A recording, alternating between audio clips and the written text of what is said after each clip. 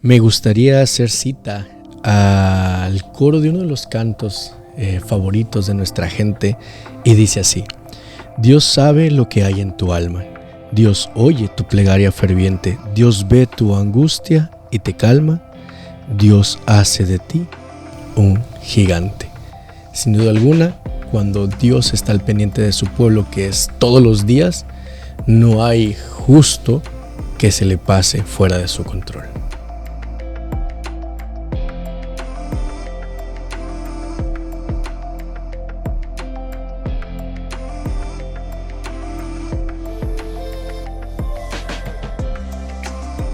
Bienvenidos una vez más a nuestra comunidad en estudio. Pastor Cristian, estamos felices de estar aquí otra vez. ¿Cómo estás, Brian? Una alegría también compartir este tiempo contigo. Sin duda alguna, cada vez que nos adentramos más en el estudio del libro de Éxodo, nos damos cuenta de que la mano poderosa de Dios es algo de la cual no nos podemos escapar, y gloria a Dios por ello. Así es. Como decía la semana pasada, para mí fue realmente un privilegio poder haber estado en esos lugares donde ahora estamos estudiando, ¿no? Y bueno, voy a hablar un poquito acerca de este lugar también, que es el lugar de la zarza ardiente, o ese momento, porque bueno, pudimos estar allí también estaba sacando la cuenta el viernes 13 de junio estábamos allí, ¿no? En este lugar. O sea, literalmente estamos aún, ya casi pisando el mes. Menos de un mes. Sí, pero a la torre. ¿Y qué siente? ¿Cuál ha sido su experiencia entre el haber vivido y ahora que estamos estudiando esto, el feeling, el sentimiento? Sí, es interesante porque ahí en el monasterio de Santa Catalina, que es el monasterio que está al pie del monte Oreb o el monte Sinaí. Monte Sinaí es una cadena montañosa, ¿no? A veces nosotros lo identificamos como un lugar, pero propiamente el monte Oreb de la cadena montañosa del desierto del Sinaí. Allí al pie hay un monasterio que fue construido, algunos dicen, entre el siglo IV, el siglo V aproximadamente. Y en ese monasterio hay un retoño de lo que dice la tradición, por lo menos. Claro. Dice, ¿no? A veces en esas cuestiones que uno dice, ¿será sí o no? Yo le digo a mi esposa, mira, yo elijo creer y me decido quedo con eso, ¿no? Decido creer. Y acepto, digamos. Pero claro, es la tradición. Tal vez podríamos decir, no, es muy difícil, porque estamos hablando, como decíamos el otro día, más de 3.000 años, 450, 3.500 años, más o menos, ¿no? Entonces tendríamos que decir de pronto, no, es difícil. Y sí, ciertamente es difícil. Pero bueno, la tradición dice que esa zarza que está allí en ese monasterio es un retoño, pero sí el ambiente, ¿no? Y uno puede ver ahí que es un lugar completamente desértico al extremo. O sea, no hay un verde absolutamente por nada. Donde uno mire no se ve un pasto verde, no se ve ahí los que nos toca cortar el zacate cada semana, ¿no? ¿Qué negocio? Si no tenemos gente que venga a cortar en nuestra casa, estaríamos bien, porque no tendríamos que cortar nada, ¿no? Pero realmente vemos por lo menos vemos el tipo de arbusto que había en ese lugar, ¿no? Y decimos, bueno, esto era lo que era una zarza. Pongamos que de pronto. ¿Cómo la describiría? Es un arbusto seco. Un helecho ahí. Hasta feo, podríamos decir, ¿no? Pero bueno, es lo que hay en esa zona desértica, ¿no? Y creo que aquí de bote pronto, en una de las primeras puntos de reflexión inicial con lo que nos acaba de compartir el pastor Cristian, es que no importa nuestra apariencia o lo que seamos, Dios es lo que nos hace especial. Uh-huh. O sea, la presencia de Dios en nosotros nos hace especial. Sí. Y para nuestros amigos de Comunidad en Estudio que nos están sintonizando en el estudio de hoy, pues estamos específicamente hablando de la zarza ardiente en la historia de Moisés. Uh-huh. Conectando con lo que hemos estado estudiando con las lecciones pasadas. De hecho, esta es la nueva temporada, este es el segundo capítulo. Vimos los primeros 40 años de vida de Moisés. Su preparación tanto pues con su mismo pueblo, los hebreos, y luego egipcios, y que tuvo que partir por la decisión, que acuñando la misma frase que usted dijo, decidió creer. Uh-huh. Moisés decidió creer y servirle al Dios verdadero. Pero ahora nos encontramos con un Moisés un poco ya más maduro. Ha pasado los 40 años, se encontró con Jetro, se encontró con su esposa, ya está como que emparentando por allí. Él se acostumbra ya a salir al monte, a llevar a las ovejas, al rebaño, a estudiar con Dios, a reflexionar. Dios se le manifiesta, escribe Génesis, escribe el libro de Job. Ese es el panorama contextual de lo que está sucediendo en ese momento. Y justamente en uno de esos días que para él pudiera ser rutinario, sucede algo especial, algo que él no había visto y que no me atrevo a decir cantidad de años, pero si nos vamos a ser disciplinados, 80 años. Sí, más o menos cerca de 80 70, años 80 de vida, años, ¿no? ajá, Era de vida, hacia el final de ese periodo de 40, ¿no? Entonces, pues estamos hablando de que Dios ya estaba marcando su inicio en la siguiente etapa de su vida. ¿Y a través de qué fue? De la zarza ardiente. El encuentro con el Señor. Con ¿no? el Señor. Es interesante que Moisés no estaba allí propiamente en ese lugar, sino que estaba un poquito más lejos, ¿no? Uh-huh. Pero Dios lo lleva hasta ese lugar. Y una de las cosas que nosotros podemos destacar es que a veces Dios nos lleva a un encuentro personal con Él, ¿no? Y esto podríamos decirlo, no a un ambiente físico, porque a veces pensamos decir, Dios me trajo a la iglesia para tener un encuentro personal con Él. No, Dios te lleva a situaciones, ¿no? Dios te lleva, ayer hablábamos con alguien, ¿no? Y contigo también y con una persona le decíamos, a veces el Señor necesita que nosotros pasemos por momentos de desierto en nuestra vida. Y Él nos impulsa o nos lleva hasta ese lugar. Claro. Que son lugares a veces, cuando uno ve ese lugar allí, no hay absolutamente nada de nada, ¿sí? Pero una de las cosas que yo le decía a mi esposa que a mí me llamó la atención de esa zona allí es el silencio que hay.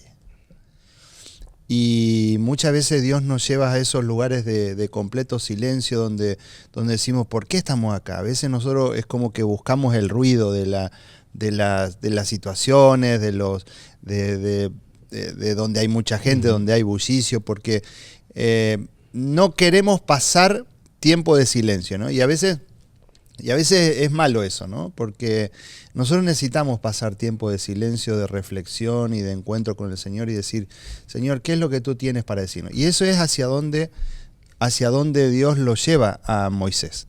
Si bien el desierto ya era un lugar de silencio, pero Dios lo aleja más todavía, lo aleja de su ambiente. Jethro tenía una familia bastante grande, bastante extendida, pero aún Dios lo saca de ese lugar y lo lleva a un lugar todavía más solitario, claro, para tener ese encuentro con Él, ¿no?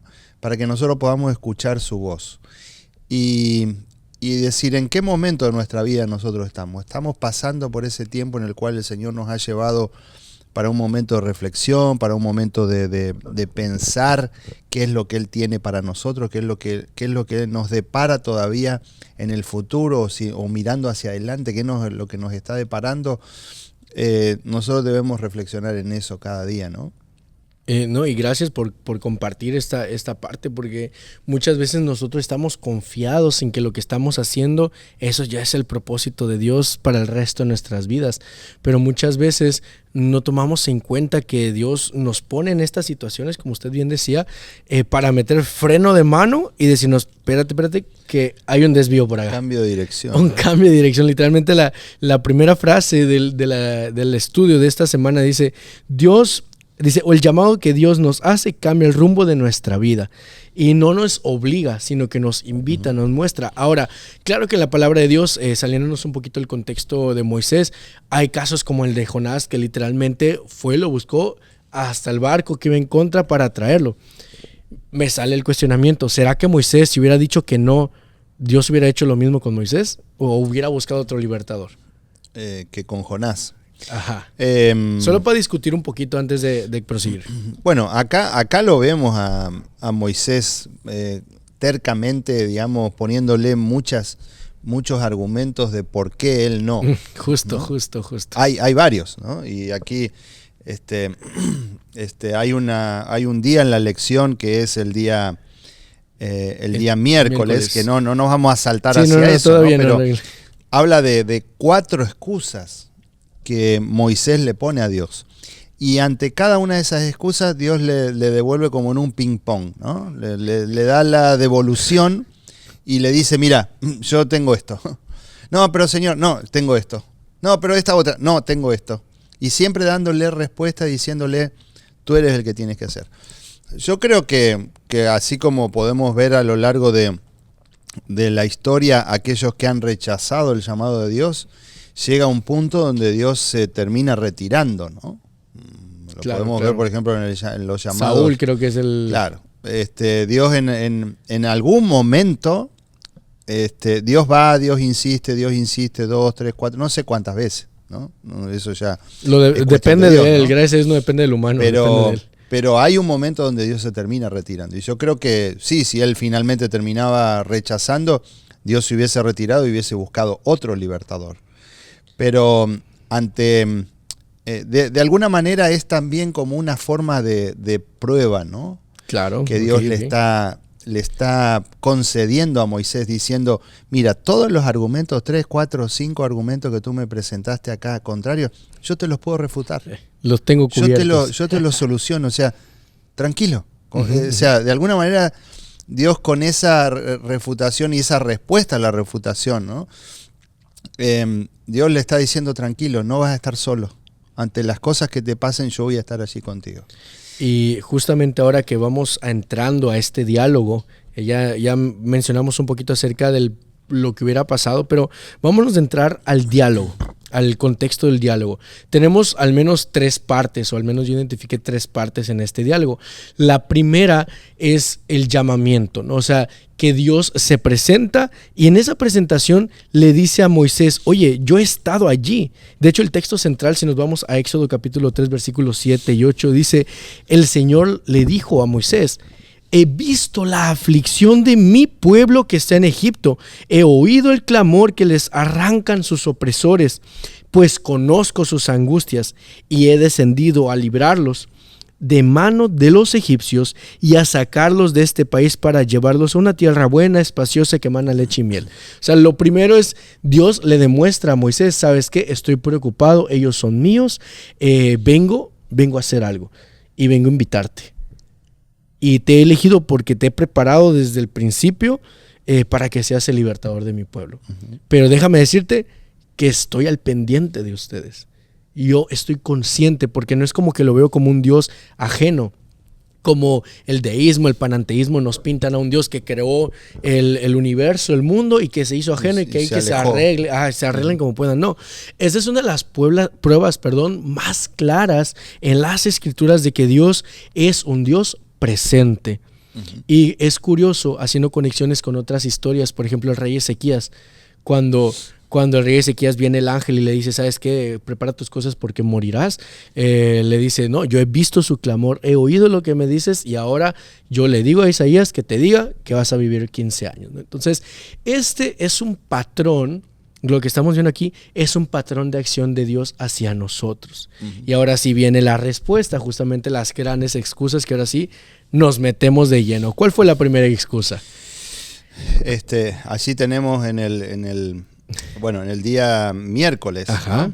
Capítulo 4, desde el versículo 1, dice, entonces Moisés respondió diciendo, he aquí que ellos no me creerán, ni oirán mi voz, porque dirán, no te ha parecido Jehová, ¿no? Y Jehová dijo, ¿qué es eso que tienes en tu mano? Y él respondió, una vara, y él le dijo, échala en tierra. Y él la echó en tierra y se hizo una culebra y Moisés huía de ella, ¿no? Lo primero que nosotros podemos decir aquí es que Moisés, claro, pensemos el contexto, ¿no? Moisés había salido de Egipto. Las generaciones que lo habían conocido a él como quien estaba en la corte del faraón, pero que era un hermano de ellos, ya seguramente habían muerto, ¿no? Claro. Y muchos ya habían dejado de hablar de él. Y ahora Dios le dice, mira, tienes que ir para liberar al pueblo. Y decir, Señor, pero no me creerán. No me creerán. Pues es que tenía todo en contra. Todo en contra, ¿no? Porque aparte de probablemente ser olvidado, también se había convertido en el enemigo público número 1 de Egipto. Porque había matado en Egipto. Entonces los pocos que lo habrán de recordar no lo querían recordaban mal, ¿no? Ajá. Y entonces el propio pueblo, cansado por cientos de años de esclavitud, ya habían perdido su identidad. Entonces es una excusa llamémoslo razón, ¿no? Para ponernos a nivel de empatía con Moisés un poco, ¿no? Que al final es una excusa porque él estaba en su zona de confort, pero ellos no me creerán ni oirán mi voz. ¿Y qué le contestó Dios? 4:8 de Éxodo. Allí el versículo 8 dice: si aconteciere que no te creyeren ni obedecieren a la voz de la primera señal, creerán a la voz de la postrera, ¿no? Y si aún no creyeren en estas dos señales ni oyeren su voz, tomarás del agua del río y las derramarás en tierra, y se cambiarán aquellas aguas que tomarás del río y se harán sangre en la tierra, ¿no? Hay todo una condición allí especial, ¿no? Por el cual el Señor lo está llamando y le está dando los argumentos de decir: mira, tú no vas a estar solo en esto, ¿no? La primera indicación aquí que nosotros podemos ver es a Moisés recibiendo delante de él la presencia del mismo Señor Jesús, ¿no? Porque de paso, el que está aquí es presentado aquí como el ángel de Jehová, ¿no? Uh-huh. En varias ocasiones donde, no en todas, pero en varias ocasiones donde en la Biblia se habla del ángel de Jehová, nosotros a veces identificamos como un ángel de los primeros, el ángel Gabriel o el más importante, ¿no? Pero aquí es el mismo Jesús el que se está presentando delante de él, ¿no? Aquí nosotros podemos ver a Jesucristo diciéndole: mira, tú no vas a estar solo, yo voy a estar contigo, ¿no? Y cuántas veces nosotros necesitamos a veces esa reafirmación de parte del Señor, diciéndonos. Una de las cosas que a mí siempre me gusta pedir cuando oramos, ¿no? Con personas que están pasando por situaciones difíciles, de enfermedad, de angustia, una de las cosas que puedo notar es el miedo a la soledad que la gente tiene, ¿no? Que tenemos.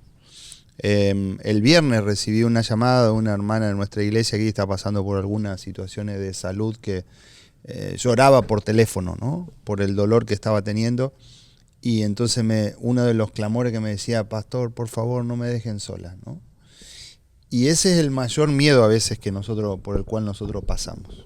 Tenemos miedo de quedarnos solos en la educación de nuestros hijos, cuando nuestros hijos están pasando por alguna situación difícil, ¿no? Y que no sabemos para dónde agarrar, sabemos para dónde tomar, no sabemos qué decisión tomar. A veces cuando estamos pasando por alguna situación de enfermedad, cuando estamos pasando por la pérdida de un ser querido, ¿no? Una de las cosas que a veces, de los mayores problemas es sentir la soledad. Y a veces cuando una persona pierde un ser querido, yo les digo: miren, ahora están acompañados. En el funeral hay mucha gente, ¿no? 10, 20, 30, 50, 200 personas que te están acompañando, te están dando un abrazo. Pero ¿qué pasa al día siguiente, no? Se esfuma. Al día siguiente se van todos y tú solo te quedas ahí en tu casa. Con el vacío de la persona. Con el vacío de la pérdida de tu esposa, de la pérdida de tu esposo, de un hijo, de un padre, ¿no? ¿Y ahora qué? Entonces es ahí donde nosotros reclamamos la presencia del Señor Jesús. Y el Señor Jesús aquí no lo está dejando solo a Moisés, sino que Él le está diciendo: mira, yo voy a estar contigo. Y esa respuesta que Dios le da, ¿no? Sí, ahí estamos, justamente terminamos una de las primeras excusas, que fue: ellos no me creerán. Bueno, aquí están las señales. Uh-huh. Pero la base de estas excusas nacen de la identidad que él que probablemente o ponía la excusa, o realmente él no se sentía como que estaba con Dios, porque en el capítulo anterior, en el 3:11, él le dice: pues ¿quién soy yo para que me crean? Y Dios le responde: yo estaré contigo. Uh-huh. Y entonces Moisés le dice: ok, pues ¿cuál es tu nombre? Tú dices que estás conmigo, ¿cuál es tu nombre? Porque habían olvidado quién era su Dios. Uh-huh. Entonces le dice: yo soy el que soy. Uh-huh. Que el ego y mí, no, el yo soy el que soy, para que recuerden a quién pertenecen. Pero ¿qué si nosotros nos sentimos alejados de Él? ¿Cómo reconocer esa voz? ¿Cómo reconocer esa presencia en nuestra vida? Uh-huh. Porque si el que estaba llamado a ser libertador estaba entre dudando, excusándose acerca de eso, ¿cómo un siervo de Dios que no es elegido como libertador puede tener esa certeza? Claro. En esa pregunta, ¿no? Que le dice: ¿quién soy yo? ¿No? Hay varios digamos, podemos extraer varios ejemplos de allí, ¿no? O varias enseñanzas. Lo primero es decir, él no se consideraba digno de semejante empresa, llamado, ¿no? Para la cual el Señor lo estaba llamando. Una persona que estaba sola ahí, que ya había sido olvidada, ¿no? Por todo, ahora de pronto es traído nuevamente al escenario público, ¿no? Entonces, lo primero que podemos decir aquí es, él no se consideraba apto para eso, ¿sí? Pero también hay una búsqueda de identidad, ¿no? Uh-huh. Y decir, ¿quién soy yo para hacer esto? ¿No? Y de alguna manera está expresando su humildad, decir, yo no soy nadie, porque él podría haber dicho, sí, bueno, sí. No, sí, Señor, la verdad que al que has elegido es el mejor que podrías haber elegido, que soy yo, ¿no? A veces nosotros tenemos nos damos esas prerrogativas, ¿no? De creernos que somos lo más importante y lo mejor. Que son los dos polos opuestos, ¿no? Mira, a veces pasa en los matrimonios esto, ¿no? Como que el esposo se florea delante de la esposa diciendo, mira, no podías encontrar a alguien mejor que yo, así que aguántate como yo soy porque yo soy lo mejor que te pudo tocar, ¿no? Y ese es un tremendo engaño que nosotros mismos nos hacemos, ¿no? Porque en el mundo hay 8 mil millones de personas, ¿no? Y seguramente hay... ¿Habrá alguien para mi esposa hay alguien mejor que yo o al revés también, ¿no? Entonces, pero el Señor nos eligió. El Señor eligió a alguien para que tengamos un propósito, un objetivo. Estoy diciendo algo común, ¿no? Que no tiene que ver con el liderazgo, que no tiene que ver... Pero aún esas cosas, decir, el Señor me apartó a mí para que yo sea el esposo de mi esposa, de Mariela, ¿no? El Señor apartó a Mariela para que sea mi esposa. El Señor nos eligió como tal. ¿Habrá mejores? Seguramente. Pero el Señor nos eligió para eso. ¿Habrá habido mejores que Moisés? Seguramente. A veces uno se pone a pensar, no creo, ¿no? Porque viendo las características de Moisés es difícil, pero... Perdón, pastor. Ahí quiero hacer un pequeño paréntesis porque yo sí creo que habían más niños que fueron rescatados. Porque si el rescate de Moisés se debió a que las parteras decidieron no avisar al rey, significa que ellas tenían una tendencia a guardar a los niños. Sí. Lo que leíamos la semana pasada. Justo. Ellas no hicieron esa tarea. Porque no era que estaban cuidando de Moisés porque sabían que él iba a ser el libertador. Ellas cuidaron porque tenían a Dios. Siguiendo el propósito del Señor. Correcto. Claro, había otros, sin duda. Uno piensa, decir, ¿habrá habido mejores que Moisés? Y tal vez... Pero bueno, Dios lo eligió a Moisés y Dios lo capacitó, Dios lo preparó. Como Dios nos elige en este tiempo para determinadas funciones, que habrá mejores pastores para esta iglesia, sí, seguramente. ¿Habrá mejores líderes para esta iglesia? Sí. ¿Habrá mejores profesionales en la profesión en la cual nosotros estamos desempeñándonos? Sí, seguramente. ¿Habrá mejores esposos? Sí, seguramente. Pero el Señor nos eligió a nosotros. Y en esa elección...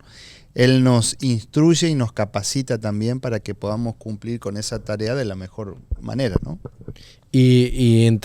Adelantándonos y ahorita regresando a la historia, solo para ir como concluyendo esta idea, ¿no? De que Dios nos eligió. Dos cositas. La número uno es la palabra de Dios, capítulos después o tiempo después de que ya Moisés llegue y las plagas, que lo vamos a ir estudiando en otros capítulos de estudio, dice que Dios endureció el corazón de Faraón.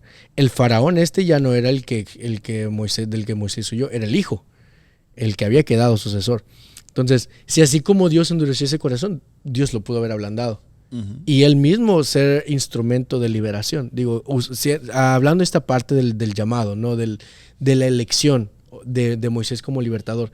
Pero justamente el día miércoles, en uno de los comentarios de Ellen G. White, dice lo siguiente: el Señor reprendió a Moisés por su temerosidad, como si el Dios que lo eligió para realizar su gran obra fuera incapaz de capacitarlo para ello, o como si Dios se hubiera equivocado al elegirlo. Y Jehová le respondió: ¿quién dio la boca al hombre? ¿Quién hizo al mudo y al sordo, al que ve y al ciego? ¿No soy yo Jehová?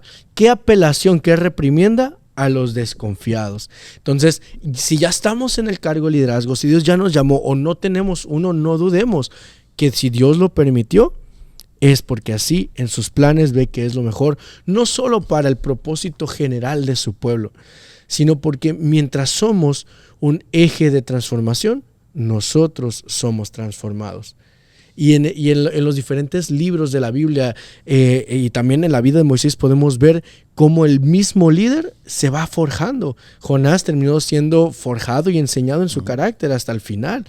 Moisés tuvo su consecuencia en no entrar a la... Estoy dando spoilers de los próximos estudios, ¿verdad? Pero no entrar a la tierra prometida. Entonces, cada uno de estos líderes tuvo un desarrollo en su persona. Y esa es otra reflexión que nos podemos llevar el día de hoy.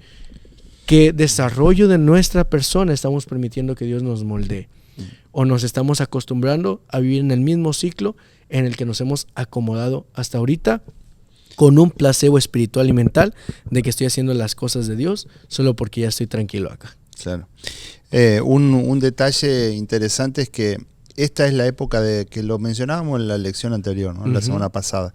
Esta es la época de mayor apogeo del imperio o del pueblo de Egipto, ¿no?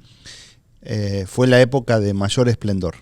Ni antes ni después. Ni después. ¿Sí? Y Dios elige ese momento para sacar con mano poderosa a su pueblo. Podría haberlo sacado en otro momento cuando no sean tan poderosos, ¿no? Donde el poder de ellos flaquee, ya sea antes o algunos años después. Decir, miren, no, ahora no los puedo sacar porque estos son tremendos, tienen mucho poder. Espérense un poco, espérense en 100, 200 años más. No, Dios elige la época de mayor esplendor de esa nación para hacer su milagro de la liberación. Porque imagínense, no es fácil que un pueblo de presumimos, ¿no? Más o menos 2 millones de personas salgan así de la nada y finalmente y en paz. Y salgan, ¿no? Y Faraón los deje salir después de las plagas que conocemos, ¿no? Entonces queda claro que Dios es un Dios estratega al 100%. Dios ¿no? poderoso. Dios poderoso. Todopoderoso. Entonces podemos estar pasando situaciones difíciles en nuestra vida que de pronto parecen murallas o montañas que no podemos superar, pero confiemos plenamente en Dios. ¿Estás pasando por situaciones económicas? Lleva las cosas en las manos del Señor. Dile, Señor, mira, yo la verdad no sé cómo hacer con esto. No sé cómo hacer con estas situaciones financieras, no sé cómo hacer para pagar la renta, no sé cómo pagar los biles, no sé cómo hacer para que mis hijos puedan estudiar, no lo sé. Señor, esto está en tus manos, tú encárgate, ya deja de ser mi problema y pasa a ser tu problema. Claro, nos tenemos que mover nosotros también. Claro. El pueblo también tuvo que hacer su parte, el pueblo también tuvo que pintar los dinteles de las puertas, ¿no? Para que la presencia del Señor pueda estar allí con ellos. En señal de aceptación, porque señal de aceptación. Podemos decir muchas cosas, podemos expresar que creemos a Dios, pero demostrar en nuestros actos que lo hacemos realmente, pues eso es lo que Dios busca también, ¿no?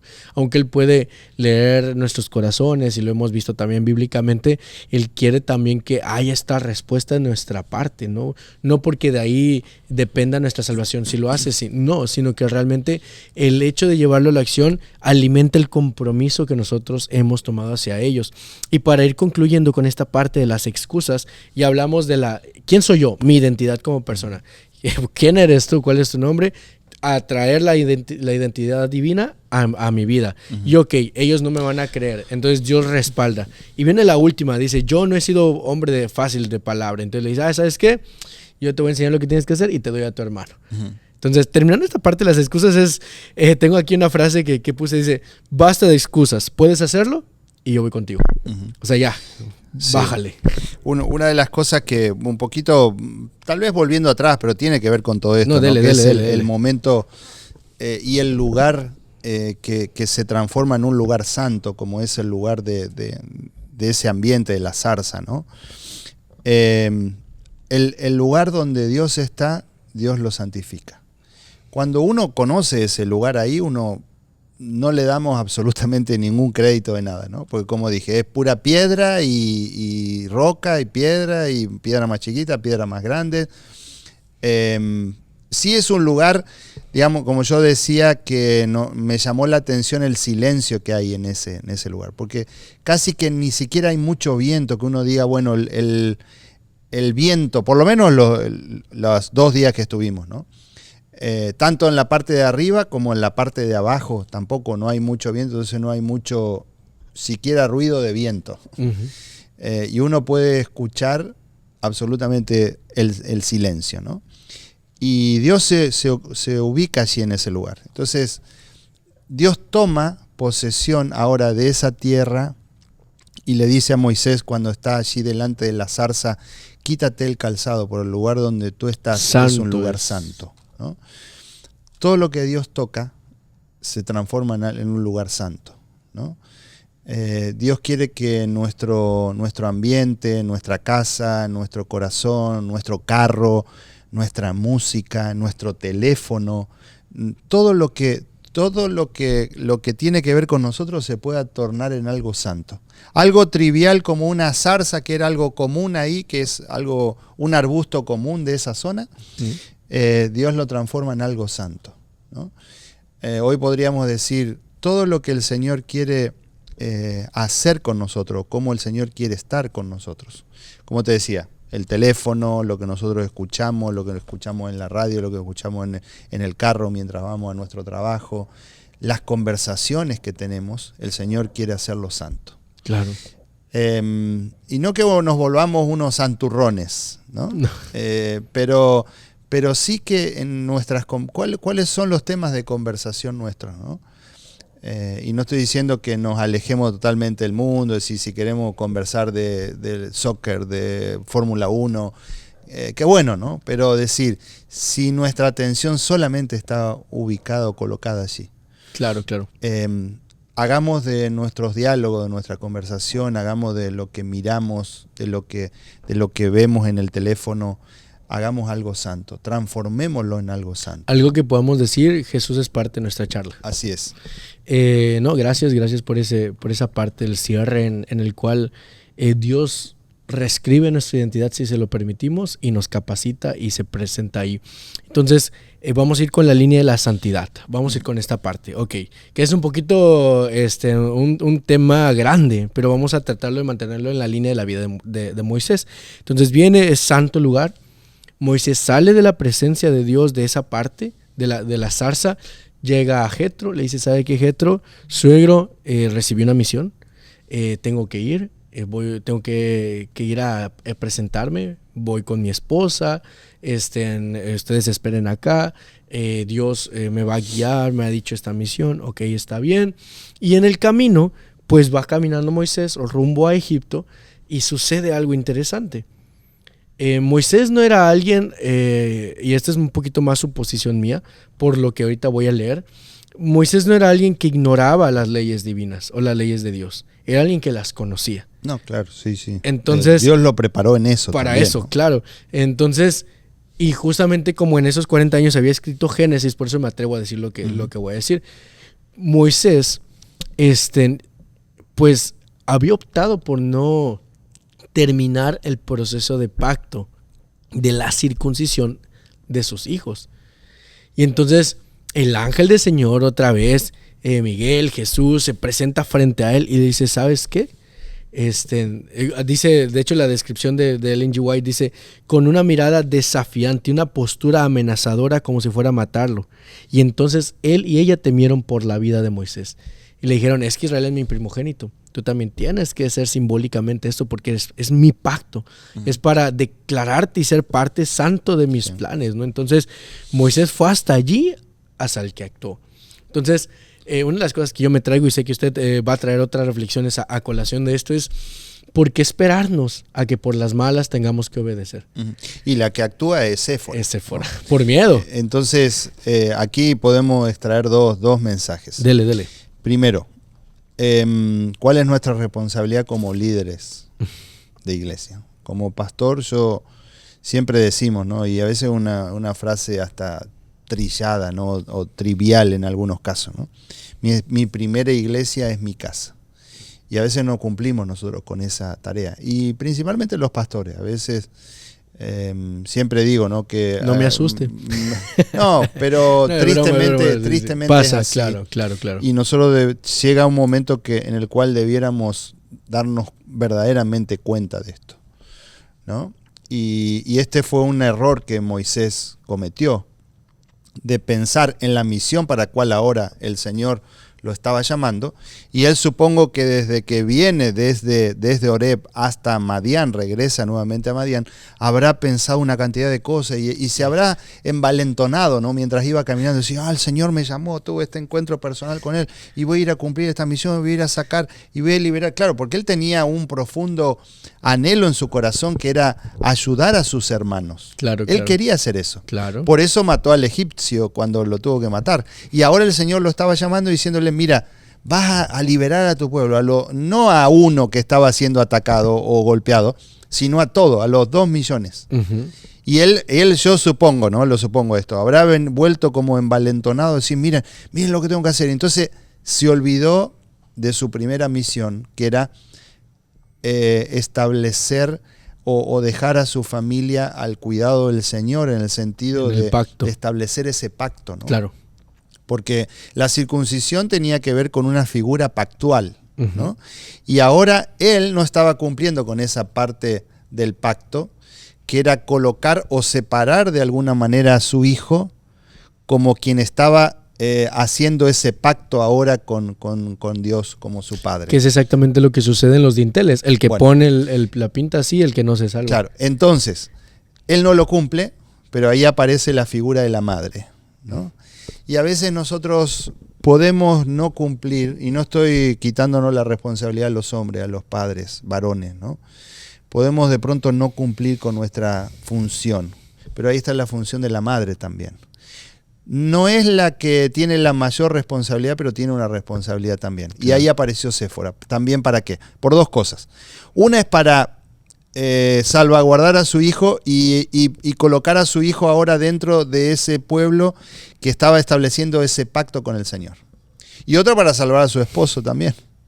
Porque si él no hubiese cumplido con esta parte del pacto, tal vez el ángel iba a actuar para lo que venía, que era matarlo, ¿no? Que era lo que el texto bíblico dice aquí, tal cual, ¿no?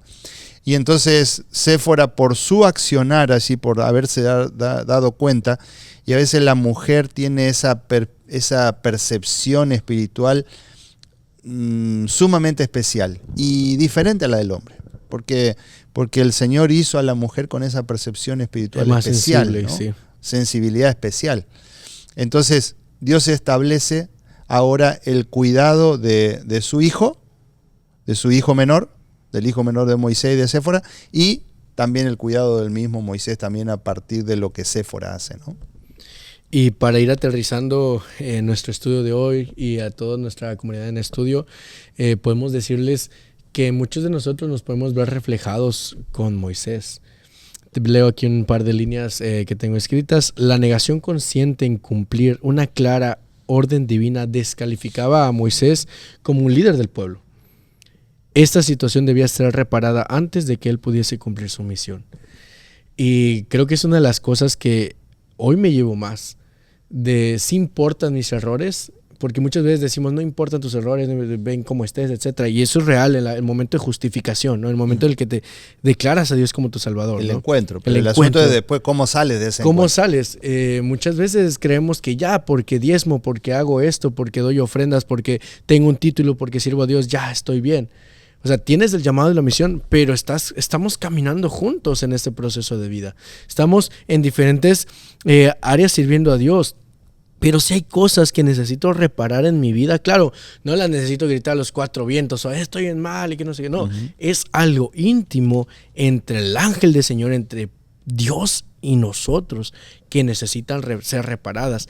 Y si en este momento, familia que nos están sintonizando, pastor, tenemos algo en nuestras vidas, en nuestras familias, que necesitan ser reparadas, recuerda que más allá de tu bienestar en este mundo, importa tu salvación y la de tus hijos.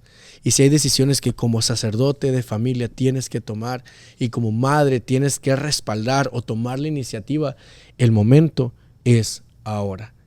Porque los tiempos finales vienen. El llamado está hecho. Las señales se están cumpliendo y el evangelio será predicado a todas las naciones. Pero ¿de qué servirá se predica a todas las naciones si mi casa y yo nos perderemos y no serviremos a Jehová? Entonces reparemos esto con la ayuda de Dios. Pastor, impresión final. varias cosas que nosotros podemos encontrar aquí, ¿no? El hecho de que el Señor se presente delante de Moisés y le diga, yo soy el que soy, yo soy el que seré, dando la idea de pasado, de presente, pero por sobre todas las cosas de futuro, el concepto de eternidad del Señor que Él nos deja plasmado aquí en este nombre que Él le está diciendo. Y esto nos conecta con el libro de Juan, por ejemplo, ¿no? Aquel verbo se hizo carne, habitó entre nosotros, en los diferentes yo soy que el Señor Jesucristo les dice en determinados momentos a las personas con las cuales tiene un encuentro. Yo soy el pan de vida, yo soy el agua, yo soy el buen pastor, yo soy el cordero, ¿no? Diferentes yo soy donde Él está diciendo y está conectando con este momento, ¿sí? Yo soy lo que necesites. Jesús nos dice, yo soy absolutamente todo. Yo soy absolutamente todo. Y cuando nosotros pensamos en ese encuentro personal que ahora el Señor Jesús quiere tener con nosotros, cambiándonos el sentido donde nosotros estamos yendo y dándole santidad a lo que de pronto no tiene santidad. ¿Sí? Algo que no es santo, ahora el Señor con su presencia lo transforma santo. Dios quiere habitar en nuestra casa y que nuestro hogar se vuelva un hogar santo. Dios quiere habitar en nuestro corazón, Dios quiere habitar en nuestro trabajo, Dios quiere habitar, como digo siempre, en nuestro teléfono, Dios quiere habitar en nuestro iPad, Dios quiere habitar en nuestro televisor, ¿no? Que nosotros entendamos esa figura de lo que el Señor quiere, cómo Él quiere tomar parte absolutamente de todo, no quedar con una sola parte. No, Señor, mira, yo te voy a dar este tiempo nada más, el sábado de la mañana cuando vengo a la iglesia, pero después el resto de la semana déjame a mí en paz como yo quiero. Dios no acepta esa adoración divisa o dividida, ¿no? Dios quiere una adoración indivisa. O sea, que nosotros seamos, que Él sea el Señor de nuestra vida completa, ¿no? 24/7. 24/7. Entonces, confiar siempre en el Señor y entregar nuestra vida, nuestro corazón a Él siempre, ¿no? Pues muchas gracias, pastor. Ha sido, creo que uno de los capítulos en lo personal que más me he identificado con el mensaje. O sea, es algo que es prioridad de nuestra vida, desde los fundamentos de nuestra identidad con Cristo, de nuestro servicio hacia Él y de nuestro llamado fundamentado en su palabra y en su liderazgo, Él como nuestro Dios. Él es quien es. Familia, comunidad en estudio, muchas gracias por acompañarnos. Nos vemos el siguiente capítulo la próxima semana y no olviden compartir este podcast, este capítulo, para que muchos sean bendecidos en el nombre de Cristo Jesús. Muchas gracias y nos vemos. Un abrazo, bendiciones, bye bye.